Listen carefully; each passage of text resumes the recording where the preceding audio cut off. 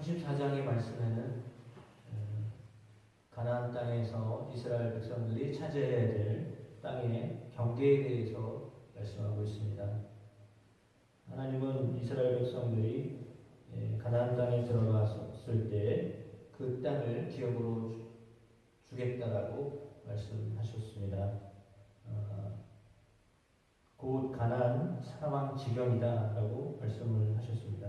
가나안 땅의 경계를 분명하게 알려주셨습니다. 남쪽으로 시작하여서 북쪽, 동쪽, 서쪽 다 경계를 알려주셨습니다. 우리는 지명을 들어도 잘 이해가 되지 않겠지만 이스라엘 백성들에게 있어서는 매우 익숙한 지역일 것입니다. 그래서 북쪽으로는 어디까지, 서쪽으로는 어디까지, 동쪽으로 어디까지, 남쪽으로 어디까지 이렇게 다 분명하게 정해놨습니다. 이것은 하나님이 그 지역을 정해주셨다라고 하는 것을 의미합니다. 두 가지 의미가 있을 것 같습니다. 지역 안에서는 너희가 차지하여라 라고 하는 의미가 있습니다. 그 지역을 너희에게 주었으니 그 지역을 너희가 차지하는 대로 너희 것이 될 것이다 라고 하는 의미가 있습니다. 그러니까 그 테두리 안에서는 어떻게 해서든지 가나안 족속들을 물리치고 너희가 그 자리를 차지해라 라고 하는 의미가 있습니다. 그리고 두 번째는 경계를 정해 줬기 때문에 그 외에는 너희의 것이 아니다 라고 하는 것입니다. 테두리 안에서는 너희가 열심을 다해서 정복하는 대로 너희의 땅이 될 것이다, 너희의 기업이 될 것이다 라고 하는 의미가 있고, 또 한편으로는 그러나 너무 확장해서 더 나아갈 것에 대한 부분이 아니라 경계를 딱 정해놓기 때문에 그 안에서 있어야 된다라고 하는 것을 말씀해주고 있습니다. 그러니까 가나안이라고 하는 지역 자체를 하나님이 주셨다라고 볼 수 있습니다. 너무 욕심을 내서도 안 된다라고 하는 의미도 있겠죠. 정해놓았다라고 하는 것입니다. 근데 그것을 하나님이 정하셨다라고 하는 것입니다. 그러니까 우리가 마음대로 더 많이, 더 넓게 영역을 넓히면 좋을 것 같지만 그런 것은 의미가 없다라고 하는 것이죠. 그래서 하나님 왜 그렇게 이스라엘 백성들에게 경계를 정해 주셨을까라고 하는 건데, 생각을 하면 그런 것 같습니다. 이제 제 개인적인 생각이기도 합니다. 예를 들어 계속 전쟁을 하면 살 수밖에 없습니다. 예를 들어 경계를 정하지 않으면 확장하고 싶은 것이 사람의 마음이죠. 만약에 좁다라고 느껴지면 좁은 곳에서 살기보다는 더 넓혀야지, 좀 더 넓혀야지, 좀 더 넓혀야지 이렇게 살 거 아닙니까? 그러면 계속 경계를 넓히다가 사는 겁니다. 사실 그렇게 경계를 넓히면서 살다 보면 경계를 넓히는데 너무 많은 시간과 열정을 쏟으면 살 수밖에 없습니다. 계속 내 영역을 넓혀가야 되니까요. 그러면 영역을 넓히는 것이 목적이 되는 거지, 그 영역이 넓혀지는 것으로 그냥 만족하며 사는 것으로 삶의 목적이 그것이 되는 겁니다. 그러니까 내 영역은 이렇게 작은 영역이 아니라 나는 무한한 어떤 능력이 있으니까 훨씬 더 많은 것들을 얻어가며 살 수 있어 라고 하면서 많은 영역을 얻어내는 것을 목적으로 살아가기가 쉽습니다. 그 땅의 경계도 정해놓았던 이유는 그러면 그 안에서 살아가라고 하셨던 것인데, 그렇지 않고 계속 영역을 넓히며 살아가라고 한다면 우리가 알고 있듯이 세계사에서 자기 나라의 어떤 영역을 벗어나서 대제국을 만들었던 사람들, 생각하면 딱 떠오르는 여러분들의 영웅이라고 생각하는, 그 나라에서는 영웅인지 모르지만 지배를 받았던 나라에서는 영웅이 아니죠. 침략자입니다.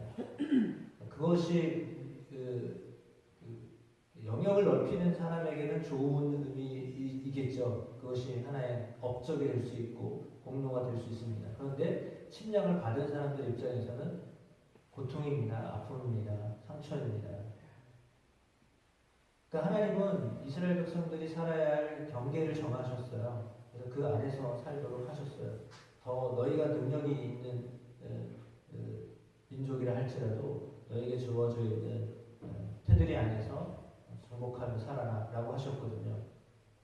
근데 이스라엘 백성들은 그 안에서 사실은 정복을 다 못하고 살았어요. 그 아이러니한 거죠. 하나님이 능력을 주셨으니까 그 안에서 모든 그 가나안의 족속들을 물리쳐라라고 말씀하셨는데 물리치지 않고요. 그 안에서 타협할 것을 타협하고 정복을 안 하고 함께 같이 살았다는 거예요.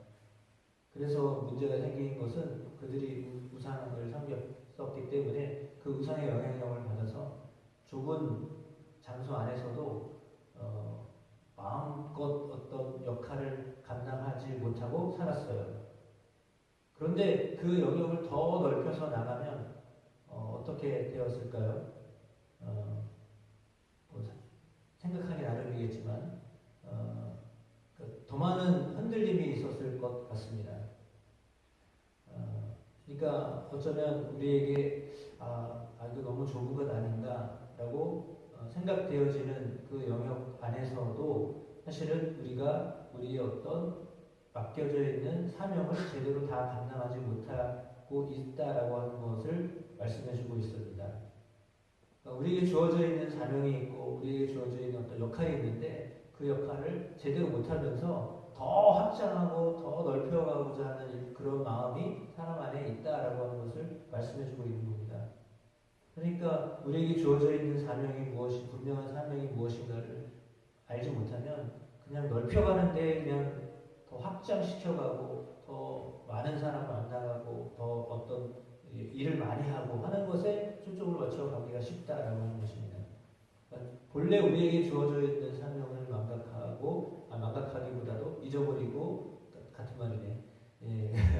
그걸 하지 않고 더 많은 것을 하려고 하는 마음들이 우리 가운데 생겨나기 쉽다라고 하는 것입니다. 그러니까 본래 우리에게 주어져 있는 사명이 무엇인가를 잊어버리고 다른 것에 마음을 두고 초점을 두고 살아가기가 쉬운 것이 사람이기 때문에 하나님은 경계를 정해 주셨습니다.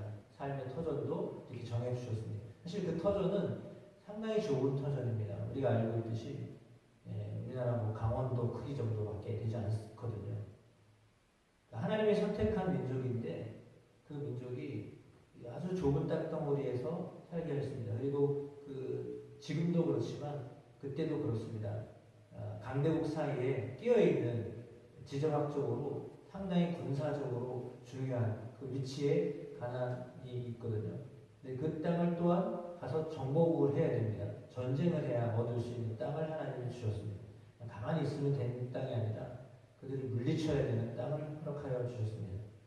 좁음에도 불구하고 그곳에 가서 전쟁을 해야 얻을 수 있는 땅을 주셨는데 그 땅에 대한 경계가 오늘 분명히 기록되어져 있어서 그들이 가서 반드시 전쟁하고 정복해야 하는 곳을 알려주셨습니다. 그럼에도 불구하고 그들이 그 땅을 제대로 정복하지 못했다라고 하는 것을 결론적으로 말씀드릴 수 있고 그래서 실상은 가나안 땅을 완전히 정복하지 못했고 그 이후에도 그랬고 1948년인가요? 다시 회복되기 전까지 그들은 세계 곳곳에 흩어져 살 수밖에 없었습니다. 왜냐하면 그 땅을 온전히 하나님이 기대하시는 하나님 원하시는 땅으로 만들지 못했기 때문이죠. 그래서 하나님 그 땅에서가 아니라 세계 열방에 나아가게 하셨습니다. 곳곳에 가서 유대인의 어떤 역할을 하게 하셔서 그곳에서 그들은 유대인의 어떤 정체성을 회당에서 만들어가게 되는데 역사적으로 또 너무 긴 이야기가 되니까 오늘 본문을 통하여서 우리가 살필 수 있는 것은 경계를 하나님 지어주셨다. 그렇다면 그 경계 안에서 우리에게 주어져 있는 소명과 사명을 발견하고 그것을 열심히 감당하는 자가 되어야 된다라고 하는 것이고 그리고 또한 그것에 대하여서 감사하며 살아야 된다라고 하는 것입니다.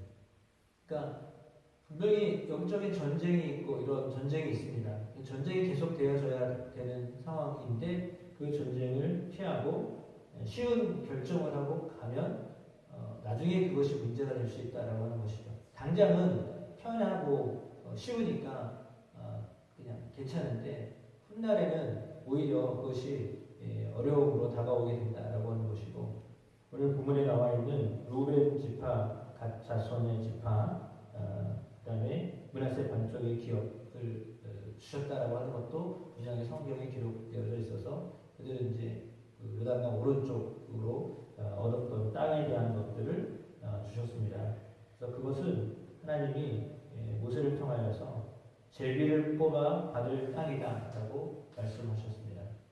그러니까 그 안에서도 자기가 원해서 뭐 이렇게 하는 것이 아니라 하나님이 허락하신 방법으로 하나님이 허락하신 그 장소 안에서 살아가도록 허락하셨다라고 하는 것에서 보면 어찌 보면 이거는 너무 좀 좀 편협한 거 아닌가라는 생각을 할 수도 있지만, 그러나 우리에게 한계가 있다는 것을 분명히 아시고 그 한계 안에서 열심으로 살아가며 감사함으로 살아가며 이것이 하나님이 우리에게 허락하신 것이다, 사명이다라고 하는 것에 대한 인식을 가지고 열심으로 열정적으로 삶을 살아가는 저와 여러분의 삶이 되어지시기